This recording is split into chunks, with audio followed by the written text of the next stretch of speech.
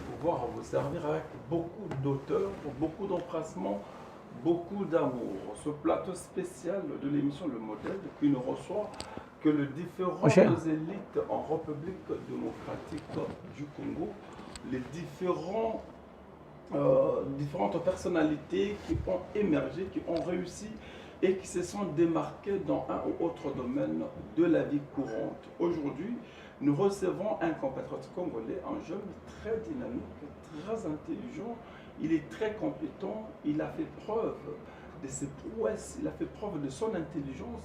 C'est un leader d'opinion, un leader dans la jeunesse d'aujourd'hui. S'il est sur ce plateau, c'est parce qu'il est un modèle pour les générations futures. Il s'appelle comme ça Gustave, à qui nous disons bonjour et bienvenue sur ce beau plateau de l'émission.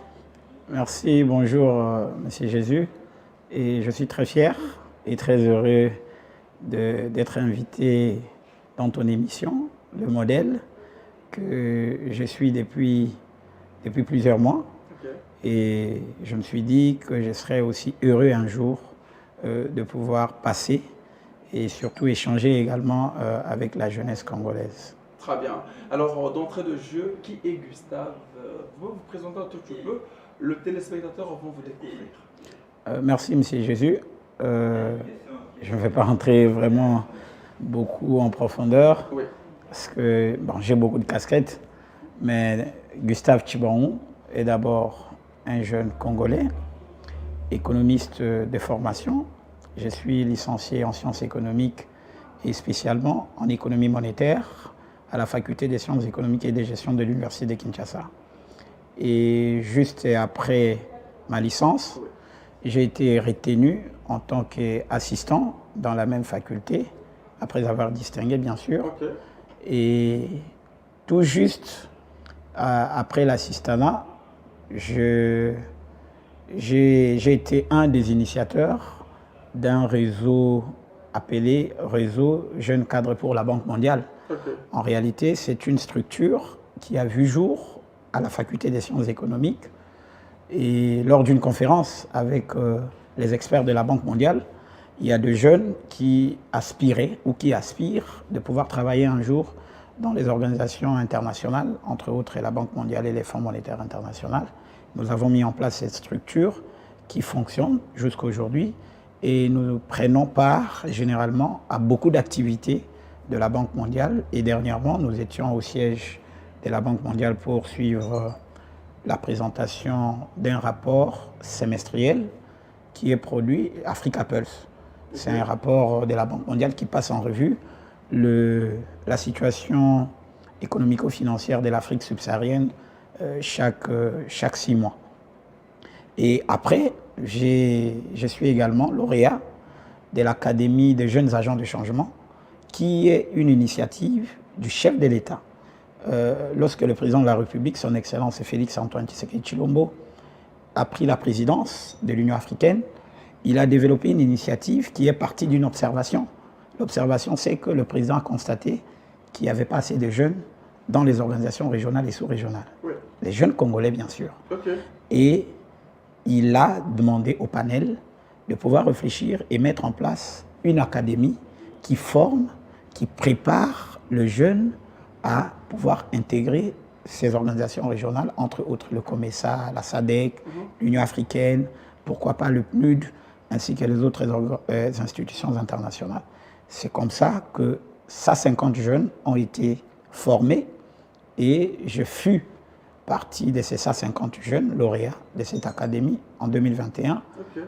Juste après, nous avons mis en place un réseau qui existe aujourd'hui, lequel réseau je suis coordonnateur. Donc le réseau des jeunes agents des changements de l'Union africaine. Pour les jeunes peut-être qui nous suivent, ceux qui veulent connaître un peu beaucoup plus, ils peuvent juste taper sur Facebook, Twitter, LinkedIn, réseau des jeunes agents de changement. Il y a un site internet, ils peuvent s'informer. Donc voilà un peu, mais je suis également consultant, chercheur, et j'ai participé à certains travaux, entre autres, j'étais consultant avec le projet PRAP, projet de rajeunissement et réforme de l'administration publique, oui, avec la fonction publique, mais aussi j'ai dû travailler également avec la Banque africaine de développement pour la production de certaines études en tant que consultant local au niveau de la République démocratique du Congo. Également ce projet que vous portez, Forec. Oui, le Forec, Ouais. en fait, c'est le Fonds de régulation économique, qui est en réalité une structure du ministère de l'économie nationale, lequel j'avais pris part. J'ai aimé beaucoup cette structure. Voilà pourquoi j'ai porté cet insigne. Okay. Mais je ne travaille pas au Forec. Okay. Mais je l'ai porté juste parce que j'aime bien cette structure et je veux que, au travers le président de la République pour ses deuxièmes mandats, que cette structure soit vraiment active pour que la République démocratique du Congo soit réellement une économie qui produit, une économie qui ne consomme pas ce qu'elle ne produit pas.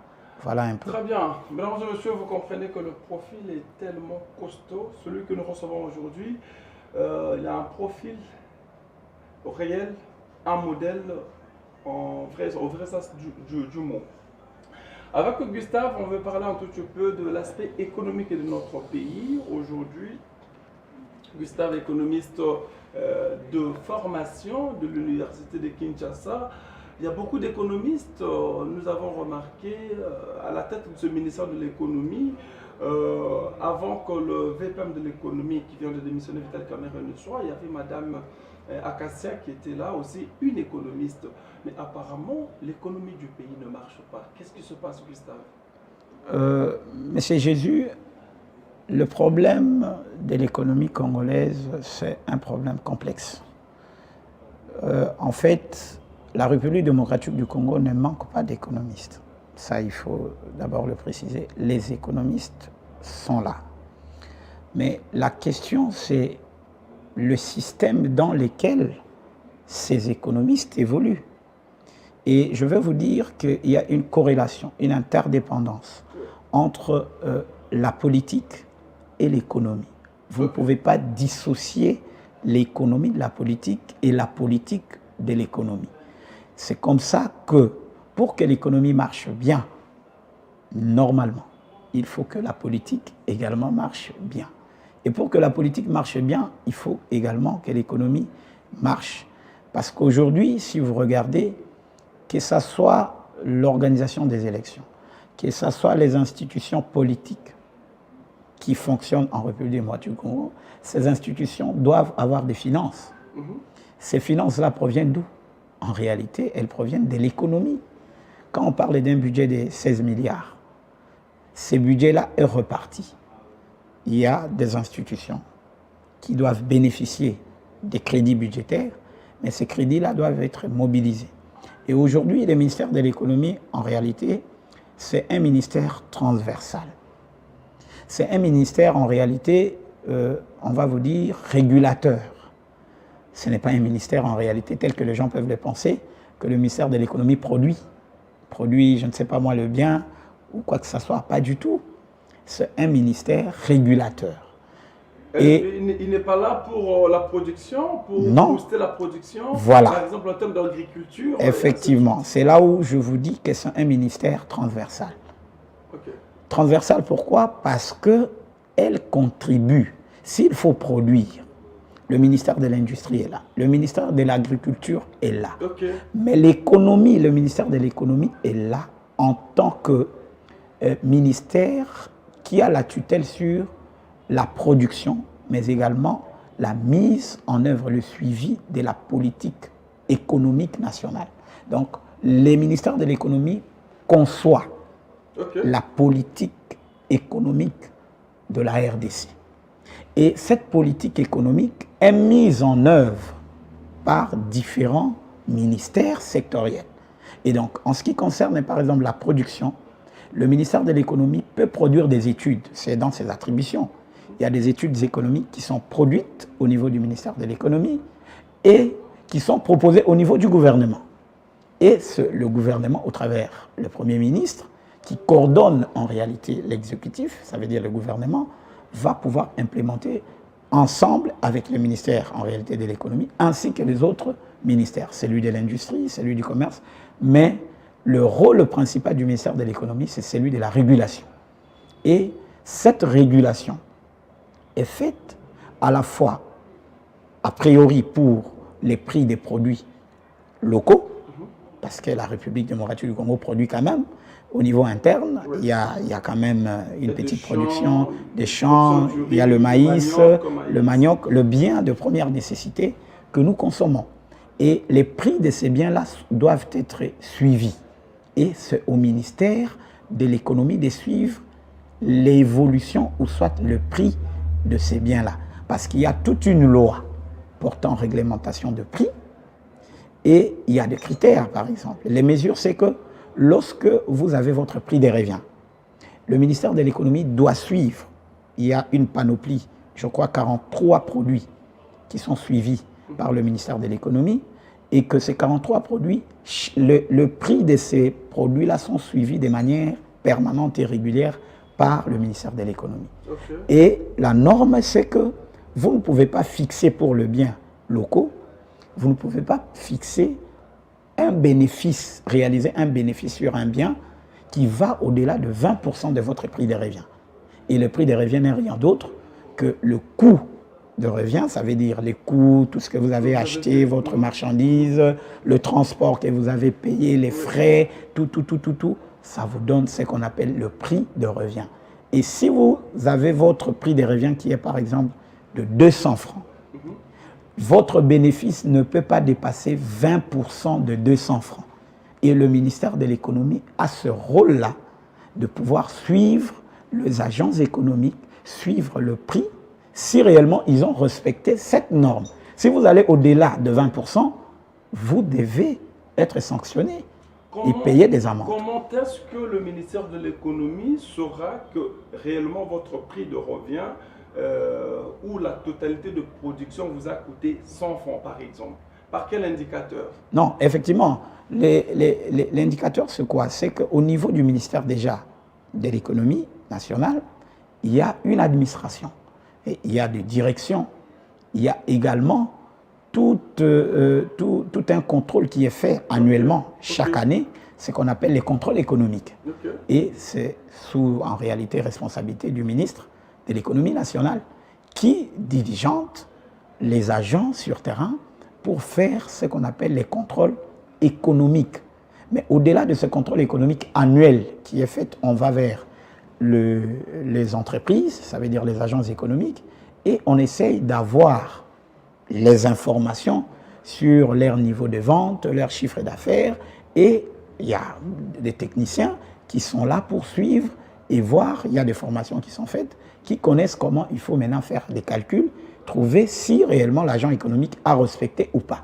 Pour celui qui n'a pas respecté, il est sanctionné, il doit payer des amendes, et ces contrôles économiques généralement prévus d'être faits chaque année. Ça, c'est au niveau national. Ça, c'est en réalité au niveau national. Alors, qu'est-ce qui devient lorsque quelqu'un est en train de marchander ou de vendre le produit de port-export? C'est-à-dire qu'il n'a pas produit dans notre pays, mais il a fait des achats, il doit maintenant revendre. Effectivement. Donc ça c'est le deuxième contrôle, c'est les contrôles que nous appelons les contrôles a posteriori. C'est également dans les attributions du ministère des Finances. Au-delà du contrôle a priori, oui, les contrôles a priori, ça veut dire on contrôle les prix des produits locaux. Okay. Le ministère de l'économie suit également l'évolution des prix de produits importés.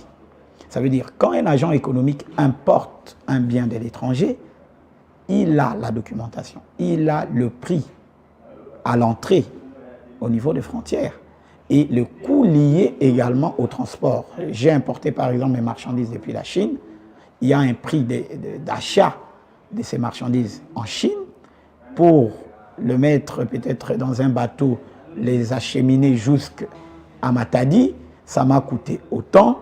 De Matadi jusqu'à Kinshasa, ça m'a coûté autant, et je vais faire le même exercice en fait. Oui. Le prix des revient, et ce prix des revient, le bénéfice ne peut pas dépasser 25%. Avec le produit importé. Okay. Donc c'est la norme. Et le ministère de l'économie nationale qui suit cette évolution des prix. L'objectif c'est quoi? dans ces suivis. Oui. Les suivis est fait en réalité pour préserver les pouvoirs d'achat des Congolais, mais surtout pour lutter contre la concurrence déloyale. Et au sein du ministère de l'économie, il y a toute une structure qu'on appelle la CONAC. La CONAC, c'est la Commission nationale des concurrences. Cette structure a comme objectif de pouvoir suivre tous les actes illégaux qui vont à l'encontre de la concurrence. Et les agences économiques sont sanctionnés.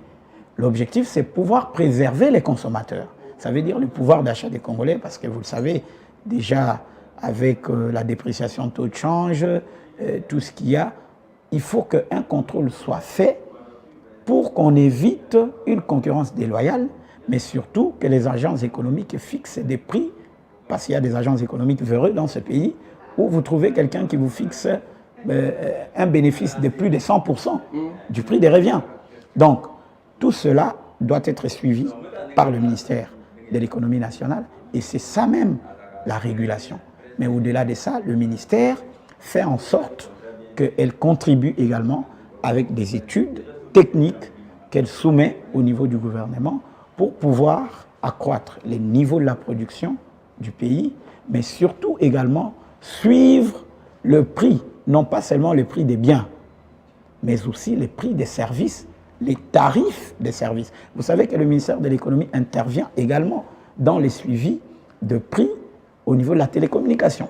Okay. Donc, lorsque vous achetez... Quand on achète le 1 méga, effectivement, le 2 gigas là, le ministère... la communication en RDC est plus cher qu'au Rwanda. Effectivement, mais c'est ça le travail. Également, nous étions en train de décrire cela auprès d'Orange, Vodacom, Africell et autres. Oui, oui. Donc, cette transversalité dont j'ai fait allusion ici de l'économie, vous sentez qu'on a quitté le ministère de l'Agriculture, de l'Industrie, on touche le ministère de Pétentique. Oui.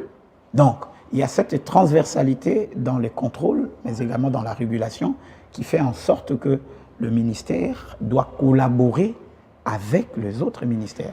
Et même quand on veut analyser, on veut voir si tel ou tel ministre ou tel ministère est efficace, il faut que nous, Congolais, nous sachions les attributions de chaque ministre ou les attributions de chaque ministère, pour ne pas essayer d'être confus un peu. Au lieu de voir peut-être le ministre des Finances, on va voir le ministre du Budget ou le ministre de l'Agriculture. Au lieu de voir le ministre de l'Agriculture, on va voir le ministre de l'Économie. Donc il faut que les Congolais connaissent que le rôle principal du ministère de l'Économie, c'est celui de la régulation. Très bien, celui de la régulation, c'est son rôle, mais on va revenir pour parler pourquoi les prix ne baissent pas. Là, c'est ça la plus grande question qu'on va se poser, mais ça sera à la fin de cette émission. Gustave, on a vu Madame Akassia devenir ministre de l'économie en son temps, si on peut parler d'elle. Quelle a été ce prouesse? Quelle a été une particularité? Quel a été son apport? Elle est venue, elle est passée et rien n'a changé? Non, Monsieur Jésus, ce pays, tu sais, je vais introduire cette question par cette catégorisation. Vous savez, nous avons trois types de personnes. Il y a les esprits faibles qui discutent généralement sur des événements, sur des choses, des futilités. Et vous avez les esprits moyens qui discutent généralement sur les événements. Des fois même, nous-mêmes, nous nous retrouvons des fois dans cette catégorie-là à un certain moment. Quand on discute Real de Madrid, Barça, on discute Mazembe, vous voyez, des événements. Mais il y a les grands esprits qui discutent généralement des idées. Et les idées, lorsqu'on les discute, il faut être objectif. Il ne suffit pas de dire tel est passé, il n'y avait rien, rien n'a changé. Non, il faut comprendre d'abord, c'est comme ça qu'on a commencé par parler des attributions du ministère, pour que les gens comprennent qu'est-ce qu'on attend du ministre ou de la ministre de l'économie nationale. Okay. Madame Akassia arrive au ministère de l'économie. Elle est, ça c'est d'ailleurs une précision, elle est la première femme à pouvoir occuper la fonction de ministre de l'économie. Donc c'est comme aujourd'hui on Depuis parle que la République démocratique du Congo est République démocratique du Congo. Ok. C'est la toute première fois qu'une femme occupe le poste de ministre de l'économie nationale. C'est méga ministère. C'est comme aujourd'hui on parle avec la première ministre, que c'est la première fois que la RDC une femme occupe. soit à la tête du gouvernement. Voilà. Et une autre précision, c'est qu'elle est la première femme à diriger également une campagne d'un candidat président de la République élu. Depuis que le Congo est Congo. Depuis que la RDC est La RDC. RDC. Donc, c'est une dame qui a beaucoup de compétences. Et lorsqu'on la confie le ministère de l'économie nationale, elle en a fait 1 année et demie. Donc, elle arrive au mois de septembre 2019 Oui. et au mois d'avril 2021, elle quitte. Mais une précision, c'est que pendant cette période, vous savez déjà qu'au mois de mars 2020, la Covid-19, la pandémie, qui a déstabilisé pratiquement le système économique mondial, mais également le système économique congolais, est arrivé et gérer un ministère, comme je vous ai expliqué ici, des régulations, pendant une période de fermeture des frontières, pendant une période où les tissus économiques mondiaux, mais également nationaux, étaient déstabilisés, ça n'a pas été facile. Il fallait du management, il fallait de la technicité, et c'est ce qui a été fait pendant cette période-là. Donc, il y a eu des réalisations qui ont été faites. Comme quoi, par exemple? Premièrement, la première réalisation et la plus grande réalisation Oui. qu'elle a eu à faire pendant 1 année et demie, c'est qu'elle est la première ministre, si on peut considérer premier ministre, au sein du ministère de l'économie, de pouvoir réduire le prix du carburant à la pompe. Vous savez que le carburant est un produit très stratégique. Pour faire fonctionner même les machines, le courant que vous avez ici, vous avez besoin du carburant. Faire fonctionner les transports, les motos, tout ce qui est bateau, avion, il faut du carburant. Et étant produit stratégique, elle a pu, en 20 ans, la RDC n'a jamais connu une baisse du prix du carburant. Elle est la première. Pendant une période de crise, de Covid, mais elle s'est battue et elle a fait baisser le prix du carburant de 2250 en 1995. Les statistiques sont vérifiables, vous êtes journaliste, vous pouvez y aller. Donc, elle a réduit de 250 francs. Et quand on vous dit la réduction de 250 francs, imaginez que par mois, nous consommons les volumes de consommation du carburant, des produits pétroliers, c'était autour de 30 000 mètres cubes le mois.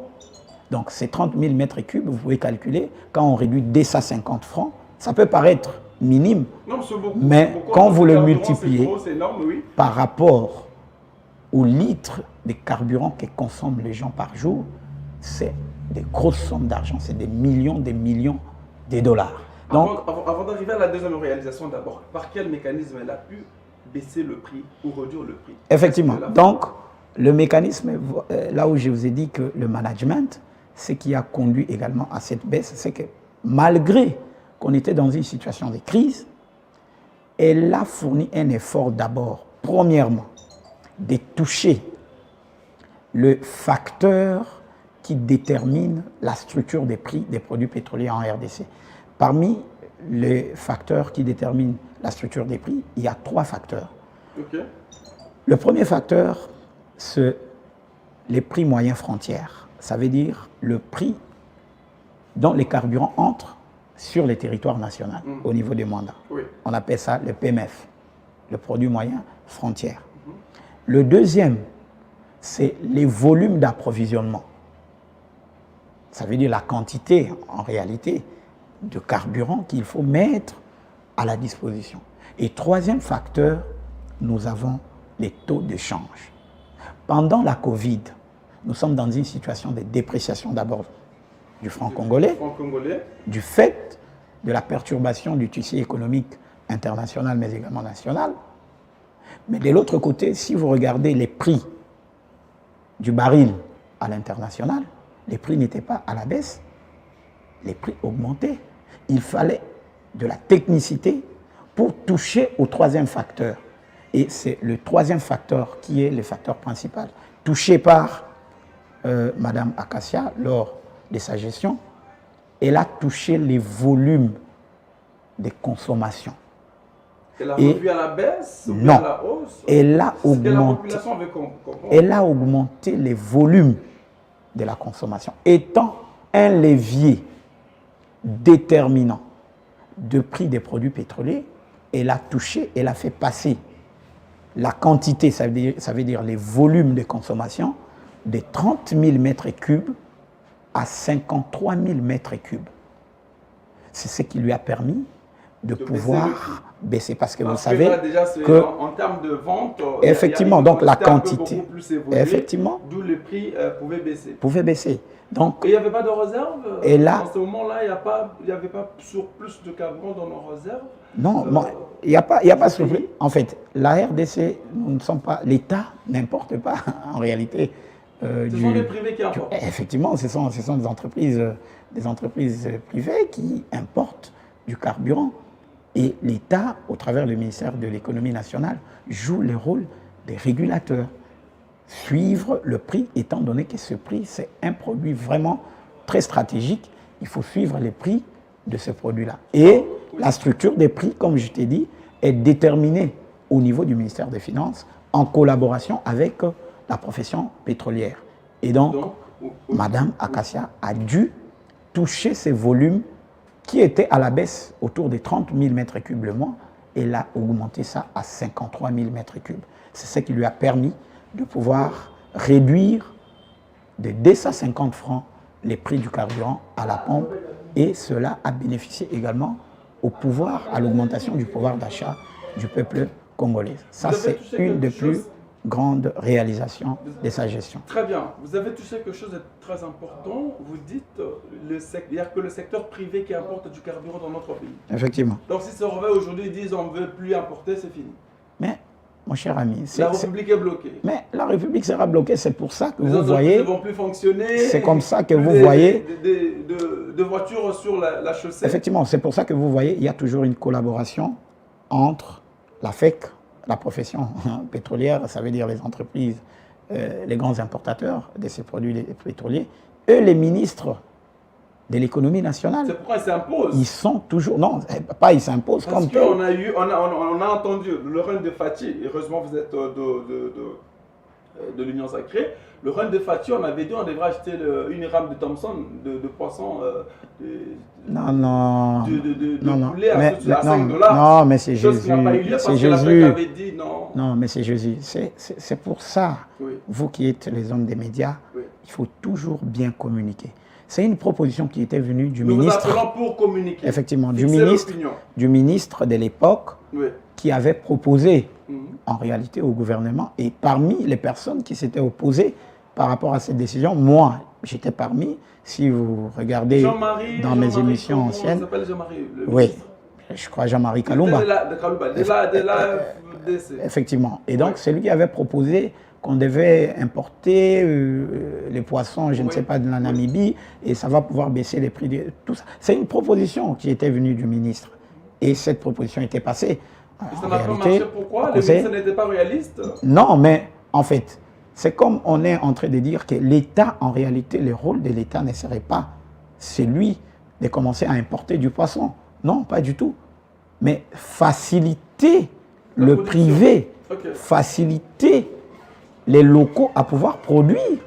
Mais si la production tarde encore parce qu'il faut des politiques structurelles pour ça, et qu'en face de nous, nous avons une demande de ces biens, qui est le poisson, consommable chaque jour, on peut faciliter les importateurs, et c'est parmi les choses qui ont été faites pendant les réalisations de Mme Acacia, lorsque il y a eu hausse des prix des produits, des premières nécessités également, au niveau interne lié à la fermeture également des frontières, malgré tout, elle a eu à proposer quelque chose au niveau du gouvernement. Elle a proposé ce qu'on appelait la neutralisation de la taxe sur la valeur ajoutée, ça veut dire la TVA, à l'importation. Pourquoi? Parce qu'on a constaté que le coût d'importation dans une situation de crise comme celle-là était élevé pour les agents économiques qui était censé répercuter ces coûts-là sur les prix des ventes. Du coup, elle a eu, par son management, à proposer au Conseil des ministres, mais également au gouvernement de la RDC, de pouvoir neutraliser. Ça veut dire, pour le produit des premières nécessités, il y a une catégorisation de produits qu'on devait importer sans payer la taxe sur la valeur ajoutée. Tout cela, c'est pour permettre également à contribuer à la stabilité économique de notre pays. Après cela, c'était revenu. Effectivement, mais au niveau interne également, elle a eu à apporter également des propositions concrètes. Il y a eu, par exemple, elle a collaboré avec une ONG. Si vous vous référez, vous allez voir Codedis. Cette ONG avec qui ils ont collaboré, c'était de pouvoir faciliter également l'entrée des produits des premières nécessités qui, vous savez, à cette époque, je crois, nous sommes arrivés à un sac de braise, quelque chose, je crois, à plus de 100 000 francs ou 180 000, quelque chose comme ça.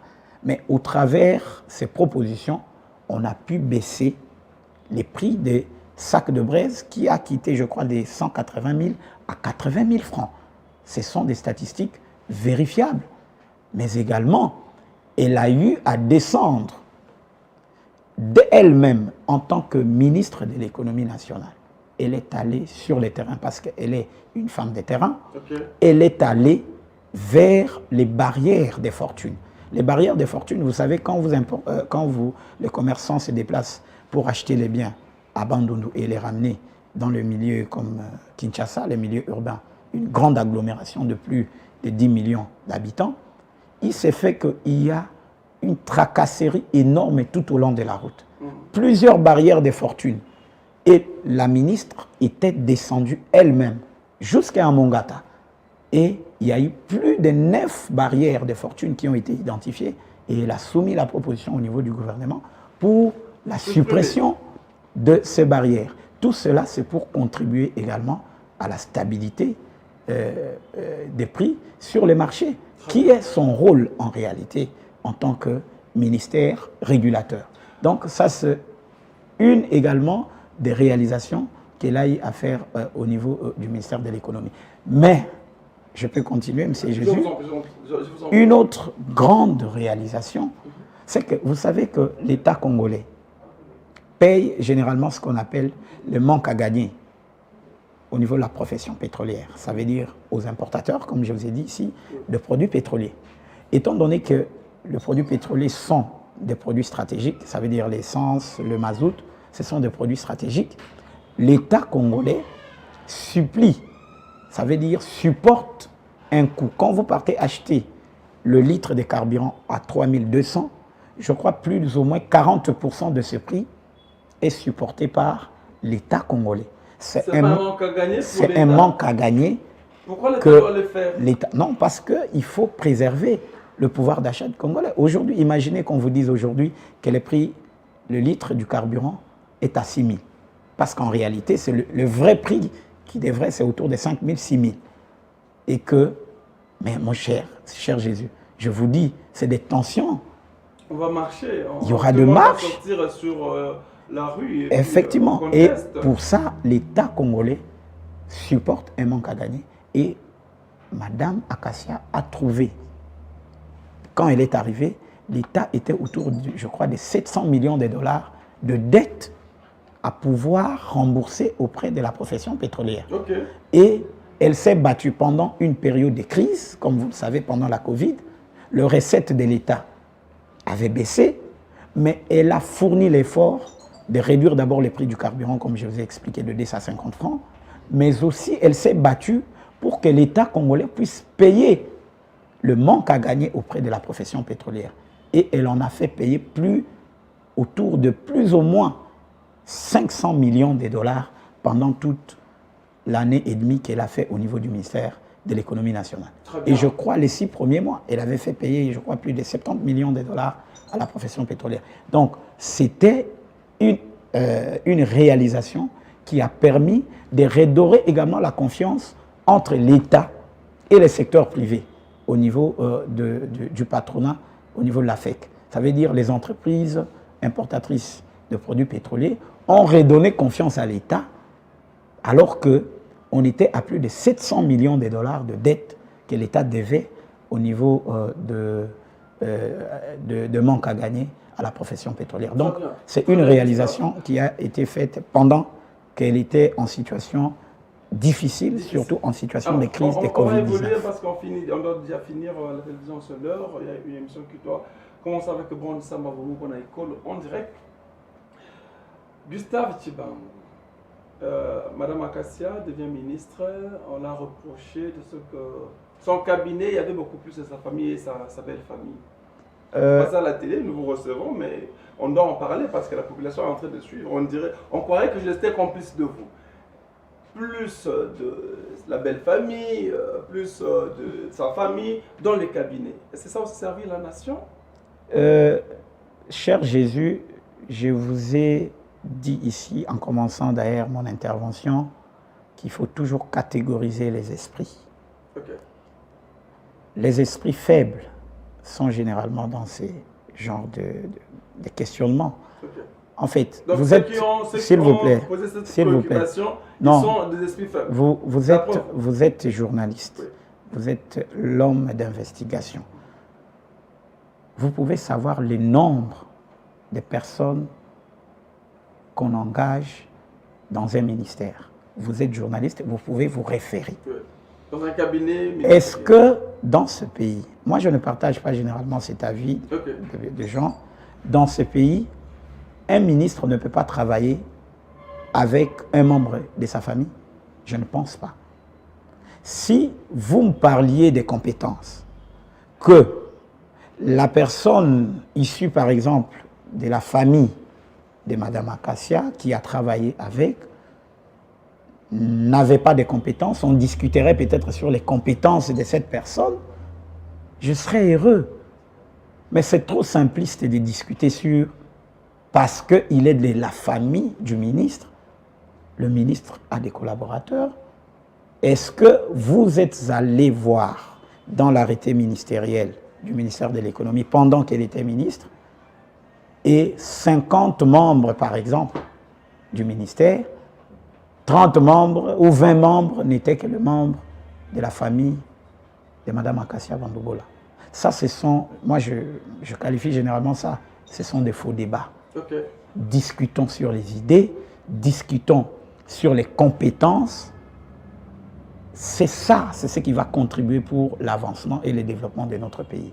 Mais discuter sur, parce qu'il y a quelqu'un de proche de lui, de sa famille, qui est avec lui au cabinet, mais c'est un cabinet politique quand même. Bonne mise au point. Mesdames et messieurs, on va finir avec Gustave Tshibangou. Merci pour la mise au point. Vous avez suivi la réponse par rapport à cette question et préoccupation.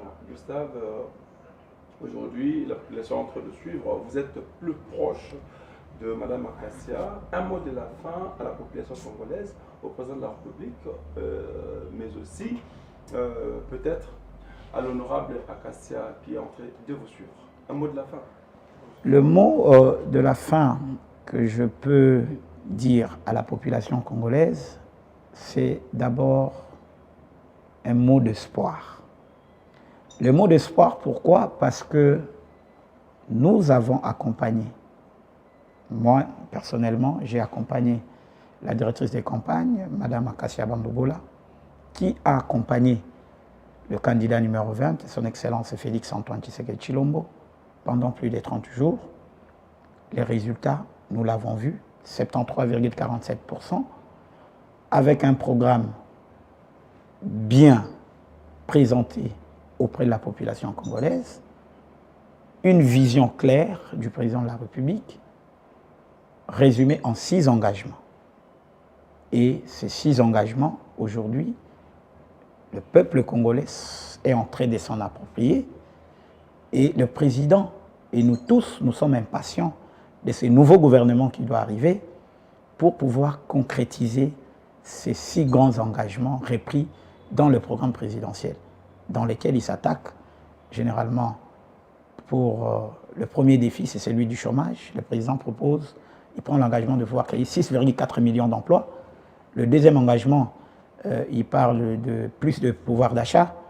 Le troisième, plus de sécurité. Le quatrième, il parle de l'économie diversifiée. Le cinquième, plus des services de base. Et le sixième, plus des services publics efficaces. Ça m'a en tête, hein?